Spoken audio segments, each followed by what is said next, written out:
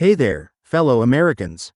If you've been struggling to make ends meet with your Social Security or SSDI benefits, I've got some breaking news that could put an extra $8,200 in your pocket. This is not a drill. The Senate has just confirmed a significant one-time boost that could change lives. Before we dive into all the details, make sure to hit that subscribe button and ring the notification bell so you never miss out on crucial updates about your benefits. Trust me, you won't want to miss what I'm about to share. Let's get straight to the heart of this groundbreaking development. The Senate has recently passed a measure that will provide eligible Social Security and SSDI recipients with a one-time payment of up to $8,200. But here's the burning question: do you qualify for this substantial boost? Don't worry, I'm going to break down everything you need to know about this game-changing payment and help you understand if you're eligible. You might be wondering, why is this happening now? Well, it's no secret that inflation has been hitting Americans hard, especially those relying on fixed incomes. The cost of everything from groceries to healthcare has skyrocketed, and many seniors and disabled individuals have been struggling to keep up. This one-time boost is designed to provide much-needed relief and help bridge the gap between current benefits and the rising cost of living. But what exactly prompted the Senate to take such decisive action? The answer lies in the unprecedented economic challenges we've faced in recent years.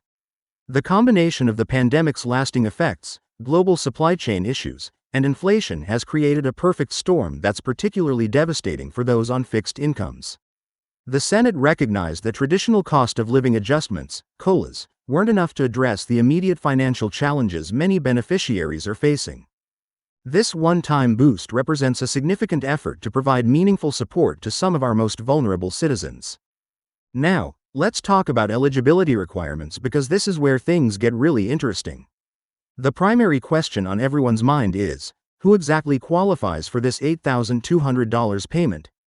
First and foremost, you need to be a current recipient of either Social Security retirement benefits or Social Security Disability Insurance, SSDI, but there's more to it than just that. Your monthly benefit amount and overall income will play crucial roles in determining your eligibility for the full amount. Here's something many people don't realize: the amount you receive could vary based on several factors. For instance, how long have you been receiving benefits? What's your current monthly benefit amount? Do you have any other sources of income? These are all important questions that will impact your eligibility and the amount you might receive. But don't worry if this sounds complicated. I'm going to explain everything in detail. One of the most crucial aspects of this boost is the income threshold requirement. The Senate has established specific income limits to ensure the funds reach those who need them most. But what exactly are these limits? For individual recipients, the income threshold is set at a certain level, while married couples filing jointly have a different threshold.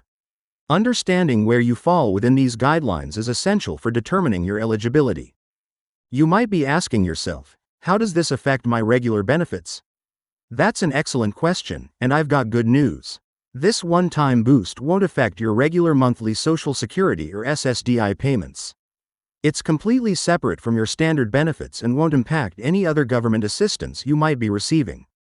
This means you don't have to worry about losing other benefits or seeing reductions in your regular payments.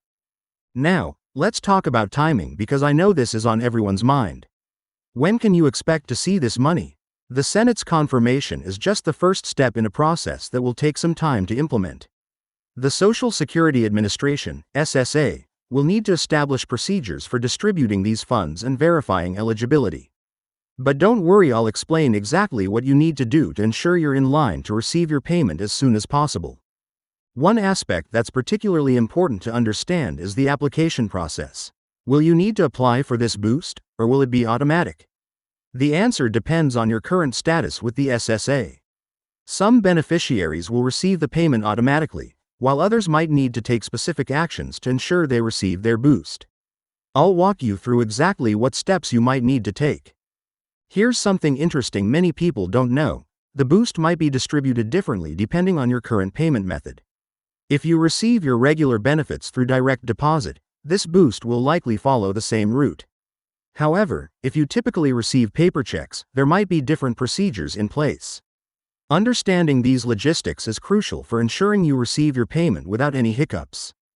But what about taxes? This is another critical question that needs addressing. How will this one-time boost affect your tax situation? The good news is that the Senate has included specific provisions regarding the tax treatment of these payments. I'll explain exactly what you need to know about potential tax implications and how to plan accordingly. Let's talk about documentation because this is crucial. What papers or information might you need to have ready? While the exact requirements are still being finalized, it's good to be prepared. Having certain documents readily available could help speed up the process once the distribution begins. I'll share what documents you should start gathering now. Here's something vital that many people overlook. What happens if you're currently receiving both Social Security retirement benefits and SSDI? How does this affect your eligibility for the boost? These are important questions that need careful consideration, and I'll explain exactly how these situations will be handled. You might also be wondering about the impact on other benefits you receive, such as Medicare or Medicaid. Will this one-time boost affect your eligibility for other assistance programs? This is a crucial concern for many beneficiaries, and I'll explain exactly how this payment interacts with other government benefits. Let's discuss some practical aspects of using this boost. What's the best way to maximize this additional money? While everyone's situation is different, I'll share some smart strategies for making the most of this one-time payment, whether it's catching up on bills, making necessary home repairs, or creating an emergency fund. Something that's particularly important to address is fraud prevention. Unfortunately, whenever there's a new benefit announcement, scammers try to take advantage of the situation. How can you protect yourself from fraud? What are the red flags to watch out for? I'll share essential tips to ensure you don't fall victim to scams related to this boost. Now, let's talk about appeals. What if you believe you're eligible but get denied? What steps can you take to appeal a decision? Understanding the appeals process is crucial, and I'll walk you through what you need to know if you find yourself in this situation. Here's an important consideration. How does this boost affect those who are just about to start receiving Social Security or SSDI benefits? Will new beneficiaries be eligible? These are important questions for those who are in the process of applying for benefits or planning to do so soon. Let's address another crucial aspect. What about survivors' benefits? How does this boost affect those receiving Social Security survivors' benefits?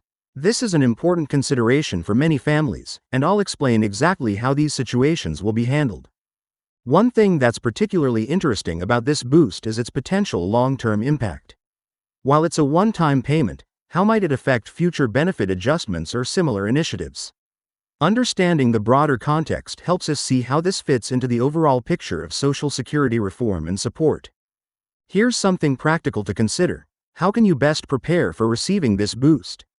What steps should you take now to ensure everything goes smoothly? I'll provide a comprehensive checklist to help you get ready for this significant payment. Let's talk about communication from the SSA. How will you know when you're getting your payment? What kind of notifications should you expect? Understanding the communication process is crucial for staying informed and ensuring you don't miss any important information. Now, here's something many people are asking. Will there be similar boosts in the future? While this is a one-time payment, what does it mean for the future of Social Security and SSDI benefits? I'll share some insights into what this might mean for future benefit adjustments and support. Before we wrap up, let's review some key dates and deadlines you need to know. When do you need to take action? What are the important timeframes to keep in mind? Having this information will help you stay on track and ensure you don't miss out on this significant boost. Remember, staying informed is crucial when it comes to your benefits. That's why I encourage you to subscribe to this channel and turn on notifications.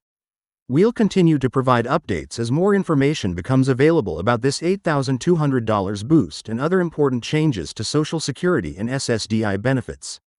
If you found this information helpful, please give this video a thumbs up and share it with anyone who might benefit from this news. Don't forget to leave a comment below with any questions you might have. I'm here to help. Together, we can navigate these changes and ensure everyone gets the benefits they deserve.